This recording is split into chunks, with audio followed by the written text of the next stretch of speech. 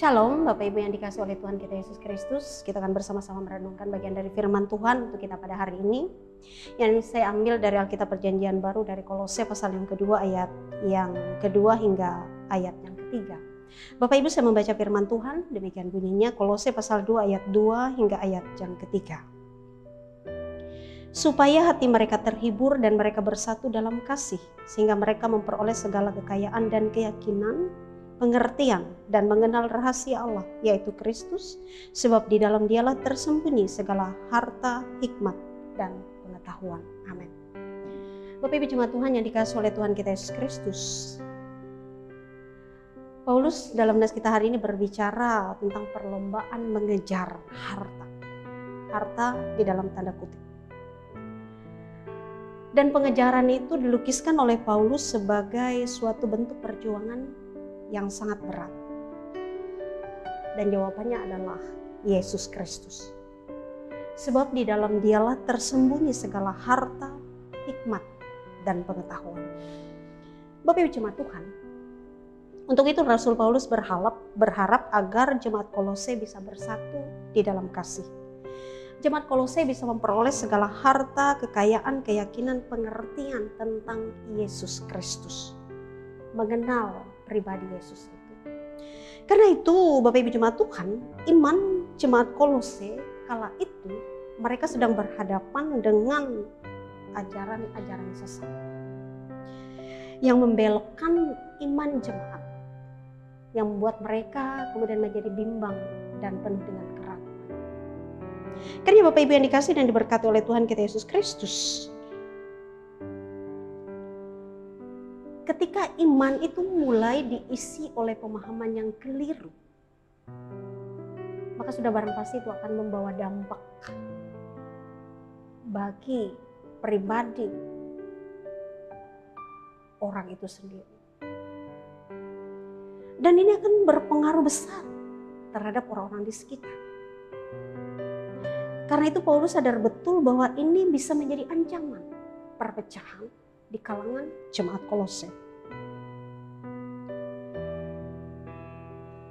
Dan ajaran-ajaran itu adalah ajaran dari filsafat-filsafat kosong yang berasal dari tradisi turun-temurun dari roh-roh duniawi.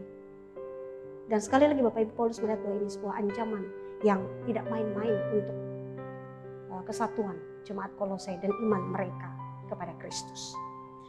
Bapak Ibu yang dikasih dan diberkati oleh Tuhan, karena itu Paulus menjabarkan Yesus sebagai yang pertama kemuliaan.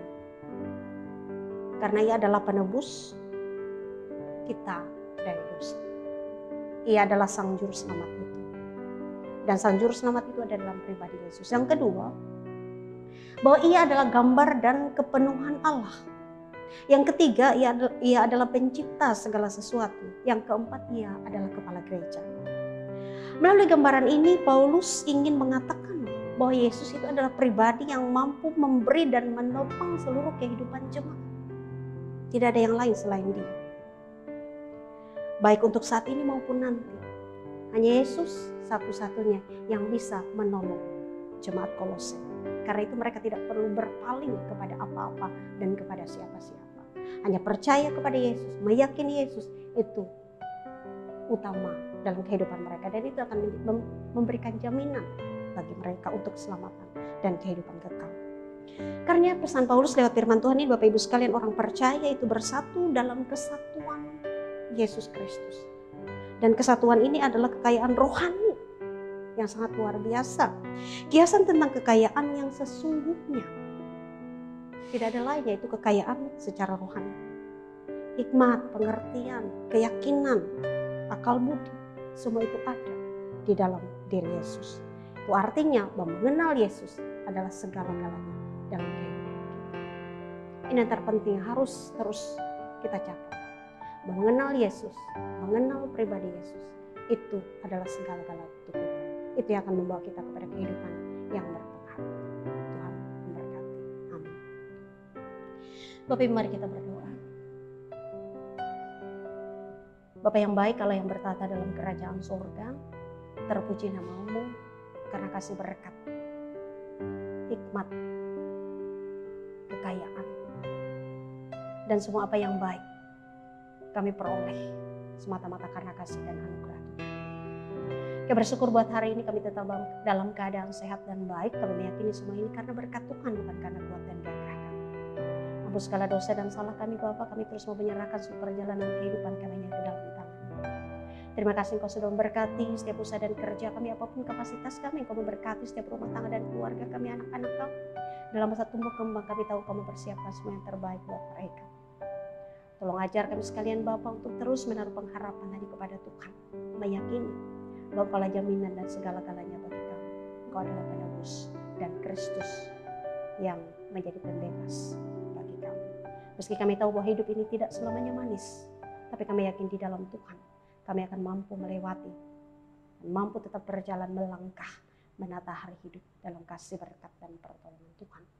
Serahkan seluruh kehidupan kami, seluruh warga jemaat Tuhan dimanapun berada, hanya ke dalam tangan Tuhan. Ini doa dan harapan kami Bapa yang kami naikkan di dalam nama Yesus Tuhan dan Juru Selamat kami. Amin.